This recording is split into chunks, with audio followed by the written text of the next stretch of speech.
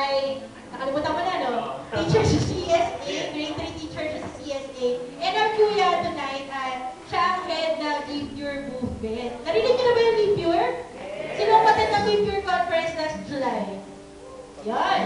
Ayan. Yung t-shirt ko. Leave Pure So, shirt since ko. 2007 pa sila Inasal. So, going to 6 years and still going strong. Siyempre, of course, forever. Ikaw naman. Okay. Parang masabi naman. Yeah, let's welcome our speakers for tonight for our love forum. Let's welcome Kuya Joseph and Ate Mariel Tesoro. And Courtney.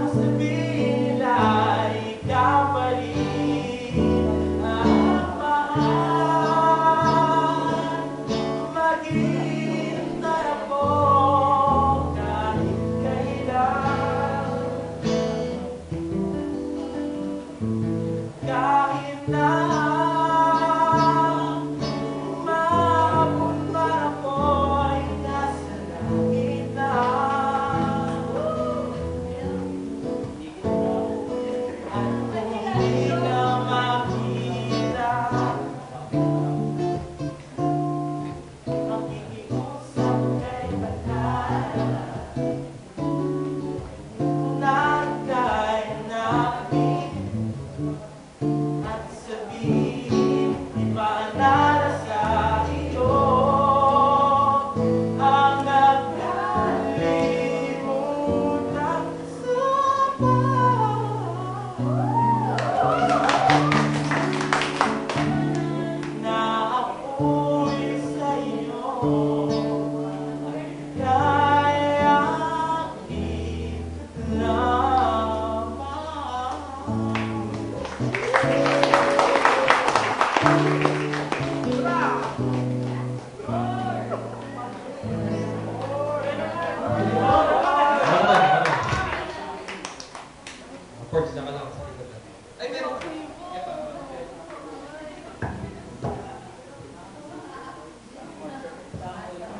Okay.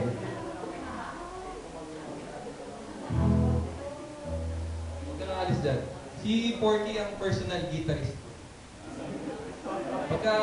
Pag di ako makatulog sa gabi, matawag ako sa kanya para kantahan niya ako.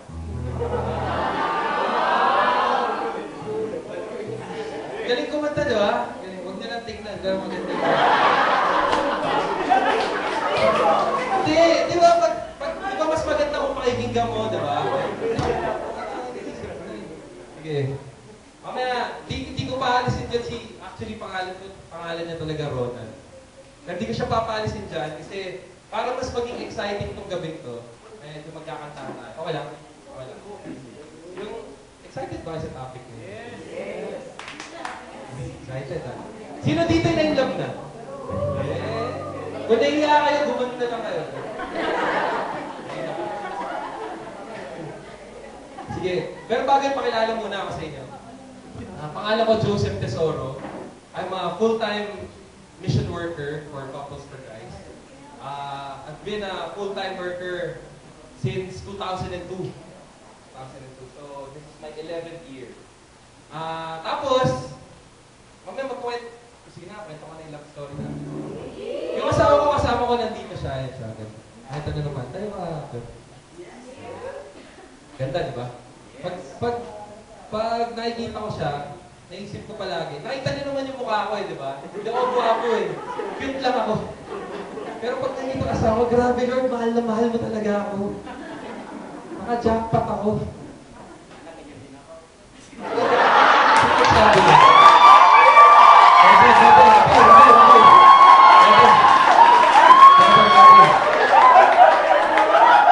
Tama. Sino? Bro, ano pangalan mo? Ano pangalan mo?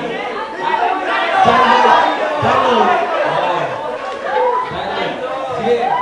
Sino sa inyo dito yung katulad ni John Lloyd? na umaasa pa. Yung ano pa lang, single, yung full-fledged na single pa lang. Wala? Ano ba naiya kayo? Sino yung Sino yung wala pa sa relationship? Sino yung wala pa sa relationship? Sino naghanap ko ngayon. Ay, ayaw nila magtaas tatakot sa'yo. Baka daw, sino dito yung, para lang alam ko sino dito yung nasa relationship ngayon? Yung merong boyfriend, may girlfriend. Okay.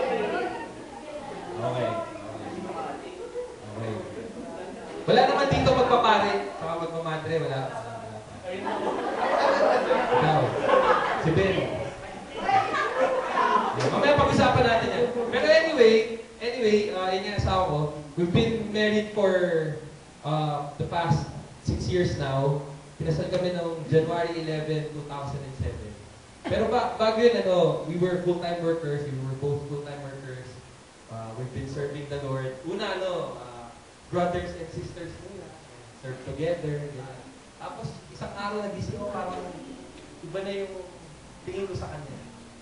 So sabi ko, pinagdasal ko, ganyan.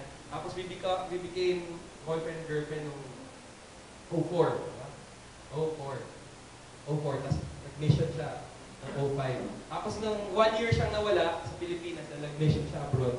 Pagbalik niya, June 06, nag-propose na ako. Sabi niya, hindi ko na pakakawalan ito. Naka-jackpot na ako . So, June 06, nag-propose na ako. Tapos, January 07, kinasal na ako. We're blessed with two beautiful little girls. Isang 5, sa isang 2 years old. So, parehong babae.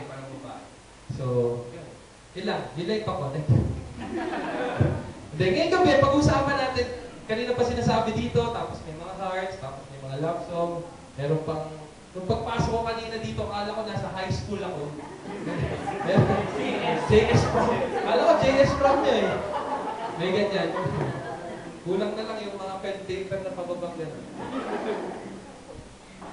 Pag-usapan natin yun lang, bakit ba? Bakit ba kailangan pag-usapan to? Ba't kailangan pag-usapan sa SFL? Di ba pwedeng puro praise the Lord na lang ang pag-usapan natin dito, di ba? Pero kasi, anong sa akin, bakit? Kasi, falling in love is normal.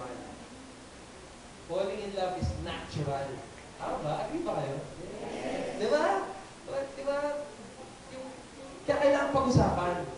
Kasi dito sa SFL, hindi naman pwedeng puro part of our relationship with the Lord. Kailangan pag nag-grow ka in your relationship with the Lord, lahat ng aspeto ng buhay mo, umaayos. Tapos, isa sa pinaka masarap, pero masakit din, at mahirap, na pinagdadaanan ng isang single person yung ma-inlove. Tama ba? Kung naiya kayong mag-yes, ganyan lang. Diba? Mahirap, diba? Mahirap, masakit. Sino dito yung nasaktan na? Huwag nyo na itaas yung kamay nyo. Gumanon na lang kayo ulit. Diba? Yung masakit. Pero at the same time, it's the best feeling in the world. Tama? It's the best feeling in the world. Yung feeling na, ready ka ha? Yung feeling na, lagyan natin ang parang masana pa. Sino sa inyo dito yung na-experience na to? Ikaw ka agad, wala ako eh. Yung paggising mo yung na-inlove ka, yung paggising mo sa umaga, ganun paggising mo, pagbulat ng mata mo, siya yung una naisip mo, tapos parang may kumikiliti sa stomach mo. Hindi ganun. Experience yun ba yun? Ano ba kayo? Sino sa inyo dito yung pag pumasok dyan sa pintuan na yan, yung gusto mong tao, tapos bago yung damit niya, alam mong bago yung damit, bago yung t-shirt niya. Sino sa inyo yung gano'n? Yes. Sino sa inyo yung, kunyari nasa party, o kunyari nasa assembly na lang, sige na nga party na lang, baka magtingin na kayo dito. Kunyari sa party, tapos yung pagpasok ng gusto mo, di pa kayo yung pagpasok pa lang ng gusto mo, parang yung buong crowd nag-slow mo. Yung gano'n, di ba? Tapos parang yung habang naglalakad siya, actually hindi nag-slow mo, huminto lahat. Tapos biglang may tumutugtog na soundtrack sa tenga mo. Tapos parang yung lakad niya biglang naging slow mo. Kasi yung parang nag-blur lahat ng tao. Nag-experience ko ba yun? Sino sa inyo yung pag nandyan siya, yung hindi ka mapakali? Diba? Parang...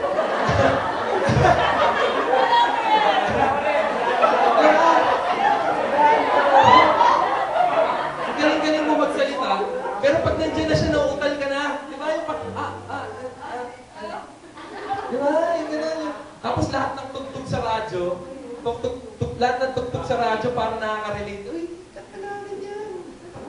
Tapos pag naririnig mo ito, one of the old-time classics na one of my favorite love songs. Pakinggan natin to. Mas tila natin kung may naalala kayong mga memories dito. Kung nakaka-relate kayo, may imagine yung feeling na in love. Okay, Porks, panata mo.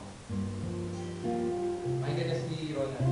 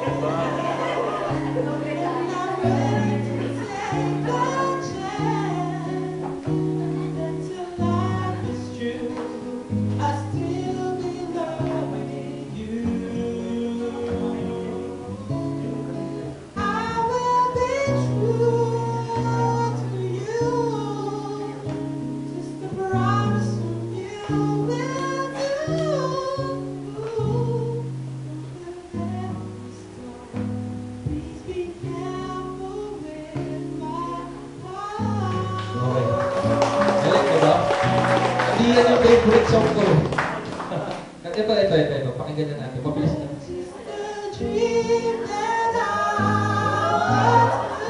Yan, yung favorite song ko. Sorry.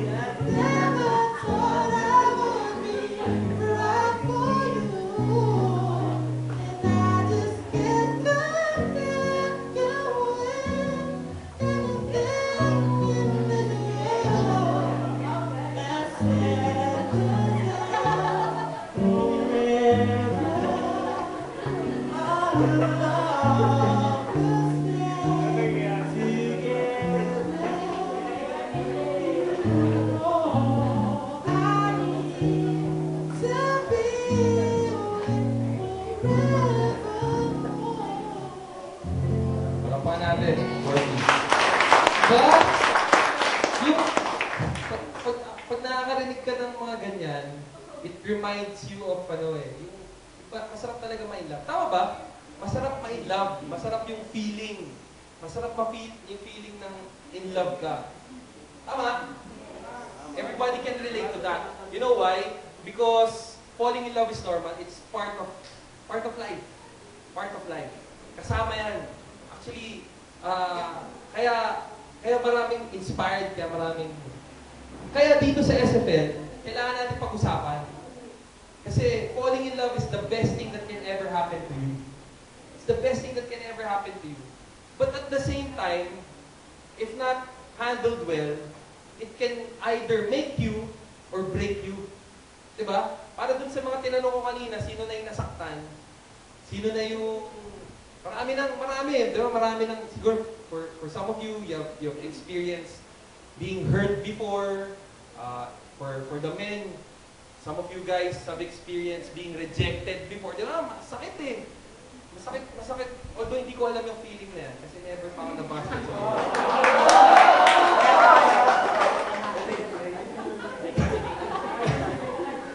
pero masakit eh. Diba? Masakit talaga yung ma-reject ka, maiwanan ka, ganyan. I've been serving since I was in high school, and I've known so many young men and women, single men and women. Nung na-in love, marami akong nakilala na they become great persons, pero marami rin ako nakilala na because of the wrong kind of love and because of the wrong notion of love, nasira yung buhay. Siyempre, yung iba, by the grace of the Lord, umayos ulit, ganyan. Pero yun nga, falling in love, it's the best thing that can ever happen to you. But it also, if not handled well, it can break you. Diba yung 10 araw nga hindi kakain, 1 buwan nga hindi kakain, masisira ka, matatanggal ka sa trabaho dahil sa sobrang broken hearted mo. Ganon. That's why, dito, we need to talk about it. Because, Hollywood spends millions of dollars to paint to you a picture, para ipakita sa inyo a picture, kind of love, what you see in the movies, a kind of love that is only half true. For example, di ba, yung Twilight, di ba? Yung Twilight na movie. Pinapanood ko yun kasi research. Di ba pero yung last 2 movies hindi ko na napanood eh. Pero ang huli kong napanood na Twilight na movie, yung nakipag-break si Edward kay Bella. Napanood niyo ba? Ano ba? Pangalawa ata yun eh.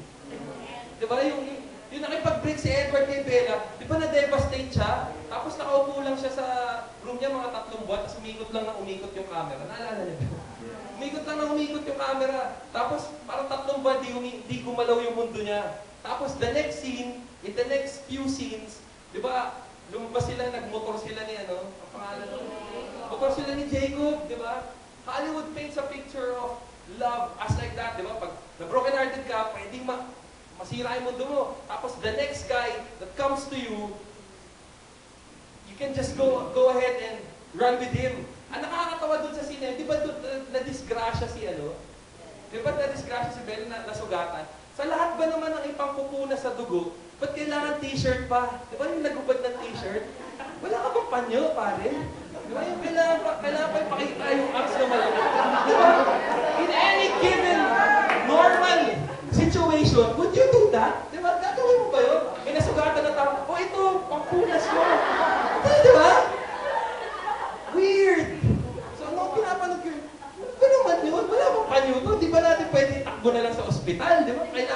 Kubadin, para ipakita yung abs mo. You know, when we're watching that, parang, oh, grabe nakakakilig, di ba? Sana meron ding magtanggal ng t-shirt pag sugatan ako. Pero pag iniisip mo mabuti, o di ba yung pagkatas ng mga babae, pagkatas ng papanood din, parang gusto mo palagi madapa, para may, ano. Diba? Paano kung nagtanggal ng t-shirt, malaki saan? Di ba? Kawawa ka. Pero di ba, Kinikilig tayo doon, nakakatawa, di ba? Yung mga pelikula ni John Lloyd. Pero it paints a picture. Hindi ikaw, ibang John Lloyd doon. Ibang John Lloyd. Mas gwapo ha, mas gwapo.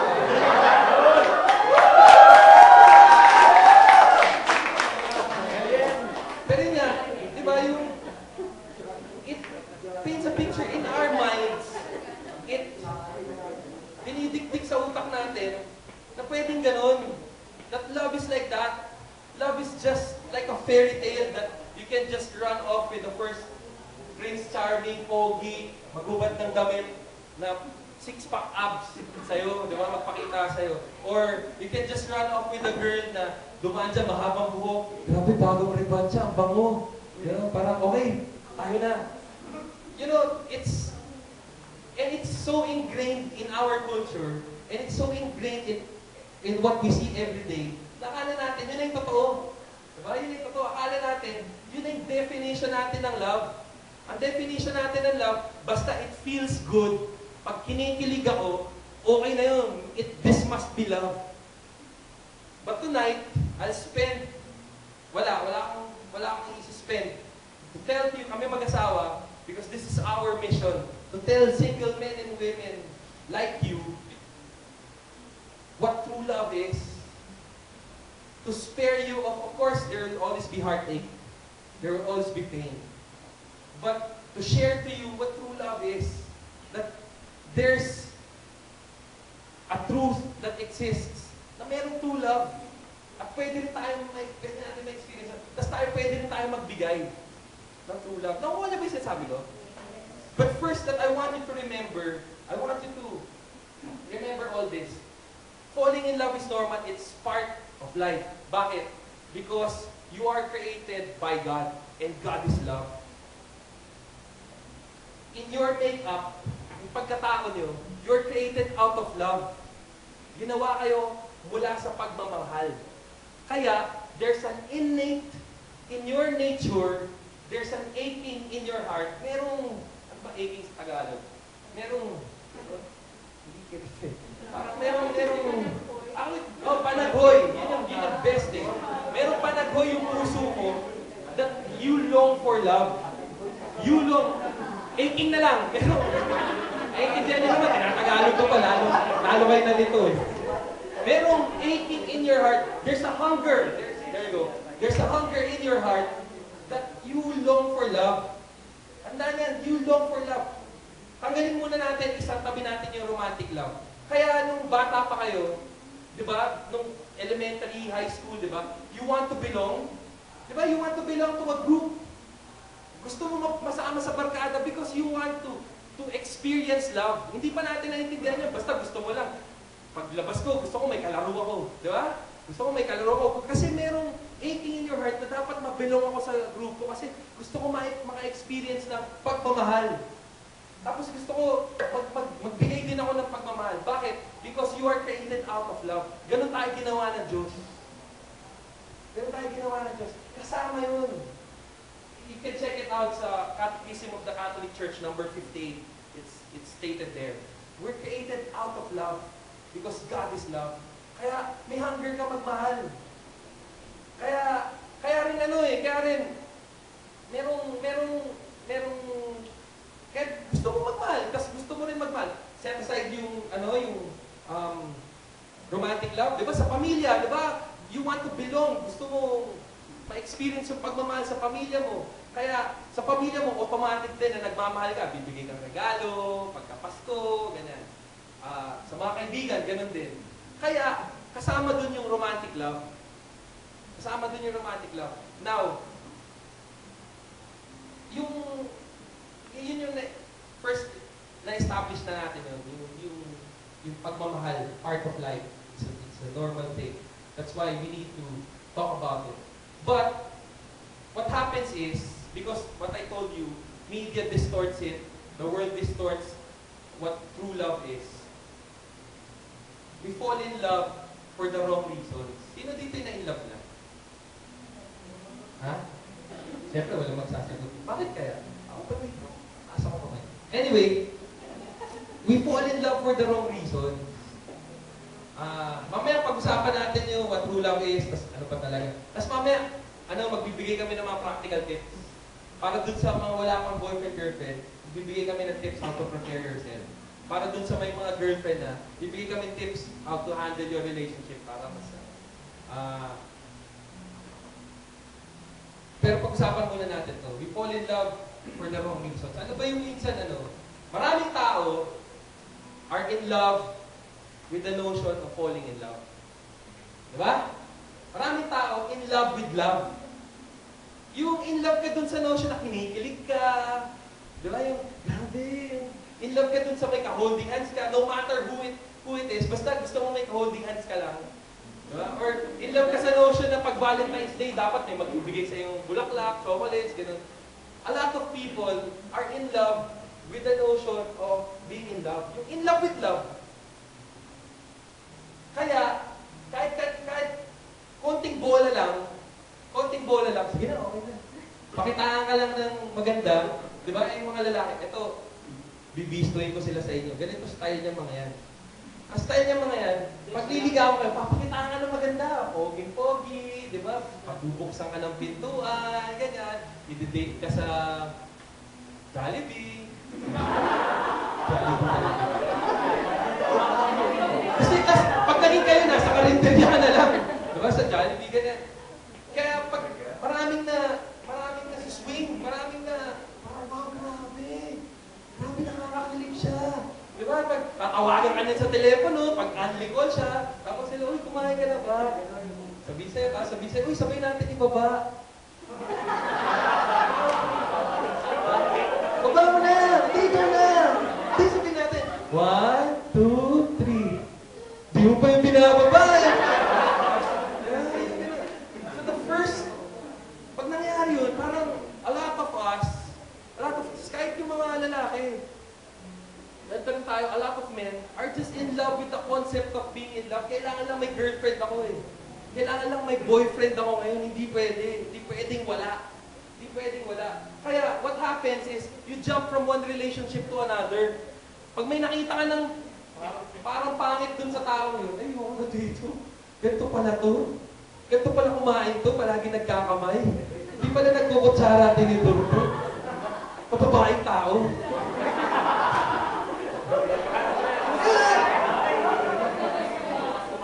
Yun. Diba? Grabe! 3 rice! Mas malakas pa sa akin!